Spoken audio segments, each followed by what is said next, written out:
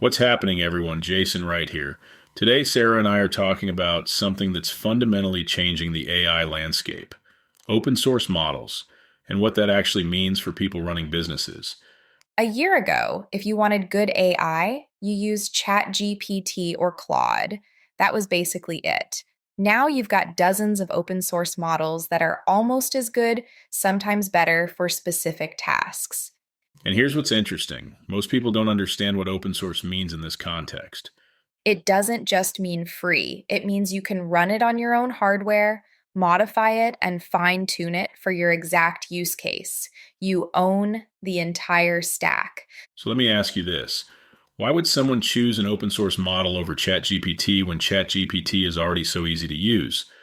Three reasons: privacy, customization, and cost at scale. Break those down. Privacy first. If you're running the model locally, your data never leaves your infrastructure. For businesses handling sensitive information, that matters. So that's huge for healthcare, legal, and financial services. Industries where you can't just send client data to OpenAI's servers. Second is customization. You can fine tune an open source model on your specific data, your customer interactions, your product knowledge, and your writing style. I've seen this in action. A friend fine-tuned a model on his company's support tickets. Now it answers customer questions better than ChatGPT because it actually knows his product. And third is cost at scale. If you're making thousands of API calls per day, running your own model can be way cheaper than paying per token. But there's a trade-off: complexity. Absolutely. Running your own AI infrastructure isn't simple. You need technical expertise, hardware, and maintenance. For most small businesses, it doesn't make sense yet. So who should be looking at open source models right now? Anyone handling sensitive data, anyone doing high volume repetitive tasks, anyone who needs custom behavior that general models can't provide. What about the quality gap? Are open source models actually as good as GPT 5.2 or Claude? For general tasks, not quite. But the gap is closing fast. And for specific domains, a fine tuned open source model can outperform the general ones. Give our listeners a practical example, please.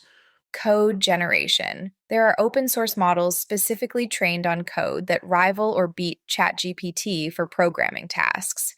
Same with specific programming languages like Python or JavaScript. And I'm personally seeing this trend accelerate. Meta is releasing new Llama models along with Mistral and various research labs doing the same thing. The ecosystem is exploding. Which is exactly what happened with Linux decades ago. Started niche, gradually got better, and now it runs most of the internet. So what should people be paying attention to right now? Watch Llama 3 and whatever Meta releases next. Watch Mistral out of France. And keep an eye on specialized models for your industry. And here's my takeaway. You don't need to switch to open source models today, but understand they exist. Understand what they're good for, because in 2 years, they might be the better choice for your use case.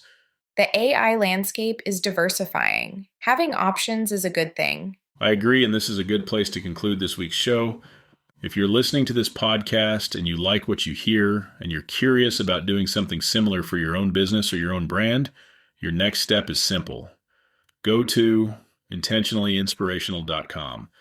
Click the blue button and book a call with a human version of Jason. We'll talk through what it would actually look like to launch your own AI-hosted podcast, what's involved behind the scenes, and whether it even makes sense for your business right now. Thanks for listening. Catch you later. See you in the next episode.